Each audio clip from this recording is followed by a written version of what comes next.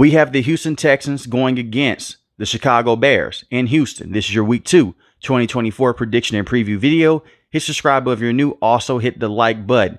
Let's start off with the Houston Texans. They are the home team, and they won last week on the road against the Indianapolis Colts. This was a tough win. They beat the Indianapolis Colts 29-27, and to some people, that may shock you, but the Indianapolis Colts have a lot of talent. And this was the first game with CJ and Stephon Diggs and some brand new offensive pieces with Joe Mixon as well. But I want to start off with the defense. The defense gave up some big plays to Alec Pierce, a lot of big plays. But at the same time, you take those big plays away, the defense played solid. They forced Anthony Richardson to go out there and make the routine throws. They kept him in check, and Anthony Richardson is going to be a special quarterback moving forward. But I want to start off with the defense in this game against the Chicago Bears. It's pretty simple what you have to do. Caleb Williams is an unproven quarterback in the NFL. He was amazing in college with USC, but last week he didn't look too hot. As a matter of fact, the entire Chicago Bears offense did not look hot at all. They were down 17-0 against the Tennessee Titans. Special teams went out there. They had a block punt. They also had a pick six as well, and they got a field goal here and there. When I look at this Chicago Bears offense, their offensive line still has a lot of issues. Go out there and pressure them with Will Anderson and Danielle Hunter. It's the reason why you brought in Danielle Hunter. And Danielle Hunter is going to be a special player playing alongside Will Anderson. Now, Caleb Williams does have mobility, but he's not the freak athlete like Anthony Richardson. He can go out there and make throws off platform. He didn't really do much of that last week. So forced Caleb Williams to go out there and beat you with those weapons over the top. And I trust the secondary of the Houston Texans. Derek Stingley Jr. is one of the best cornerbacks in the NFL. He is very underrated. I like Kamari as well, playing alongside him. He's a rookie. He's a very good player. I like Jalen Petrie and Jimmy Ward as well. And you have Kalen Bullock as well in that secondary. So the secondary with the names that they have, they're very good. And they did a lot of solid things last week. Don't just let the fact that Anthony Richardson made a lot of crazy throws just say, you know what, the Houston Texans defense is going to be overrated this season.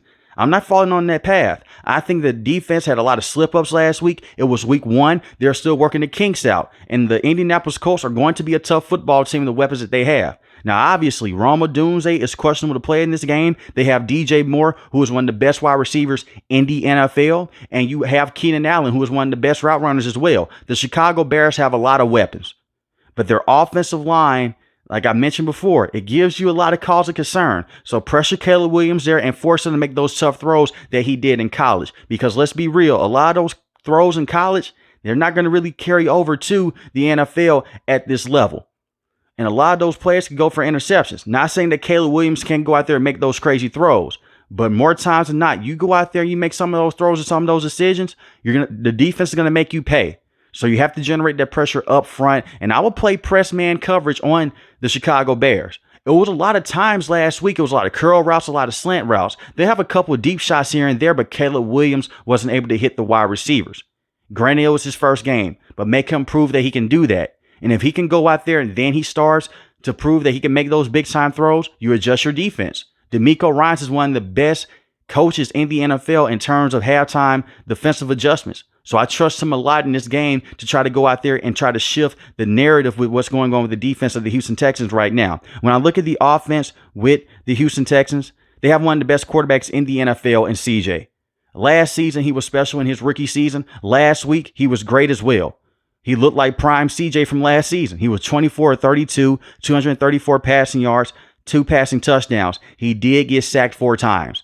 That bothers me a lot because the Chicago Bears defense is tough, even dating back to last season. Forget what they did last week. What they did last season was special, and they got even better on that defensive side of the ball because players have grown more into the system, and Matt Eberflus has another coaching year underneath its belt. So he's growing as a head coach and as a defensive play caller. It comes down to the offensive line unit. They have to be better. Laramie Tunsil is a very good tackle. He has performed better. The same with Titus Howard as well. One thing that shocked me a lot was that they did not put CJ into bad third down situations.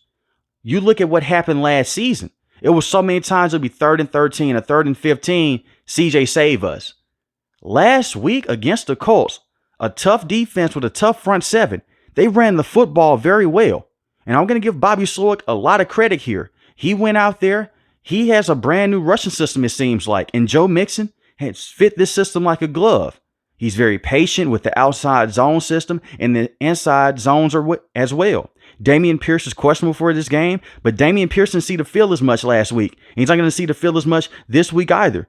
Last week, Joe Mixon had 30 carries for 159 rushing yards and 1 rushing touchdown. If they can get that run game going, this is going to be smooth sailing for the Houston Texans, or it should be. The problem is, this is a tough defensive front with the Chicago Bears. And those guys have been very good against the run since Matt Eberflus has become the head coach, especially off of last season and off of last week as well. They let up a couple big plays to Tony Pollard, but that was it. And they only let up just one big play in actuality.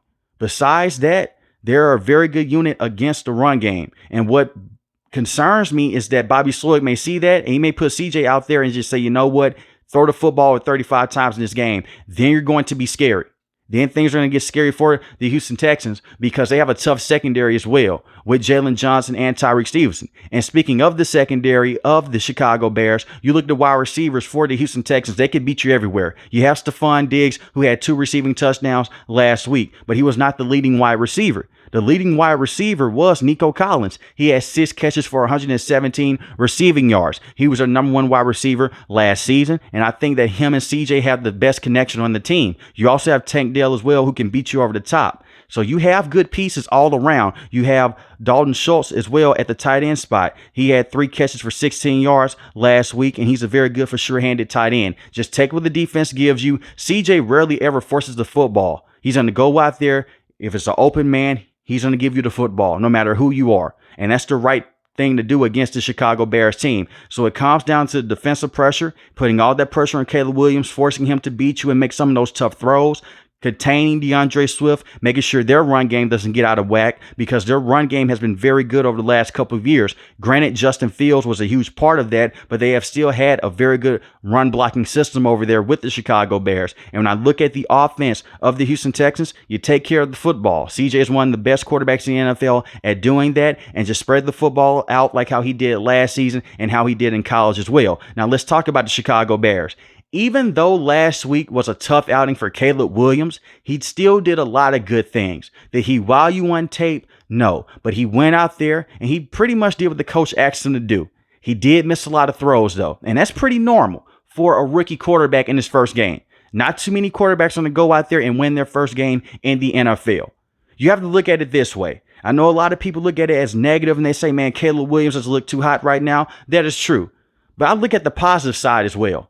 You did that without the Chicago Bears offense even having to do much. You still beat the Tennessee Titans because of great special teams play and because of great defensive play as well. And I want to start off with the defense of the Chicago Bears. They have something special over there. This defense has continued to get better every single year since Matt Eberflus has become the head coach. And what you think was going to happen because he's the former linebackers coach and defensive play caller for the Indianapolis Colts. Montez Sweat is a monster. Go out there and put all that pressure on CJ. That's one thing that you have to do. You want to force the Houston Texans to get into a situation to where CJ has to carry the load. And not saying that he can't do that. Why am I saying that you want to force one of the best quarterbacks in the NFL to test your secondary? Because the secondary of the Chicago Bears is one of the best secondaries in the NFL. You have Jalen Johnson, who was one of the best cornerbacks in the NFL last season. Tyreek Stevenson last week did give a big play to Chig Okongwu in the red zone. And what did he do a couple quarters later? He had a pick 6 that went to the house.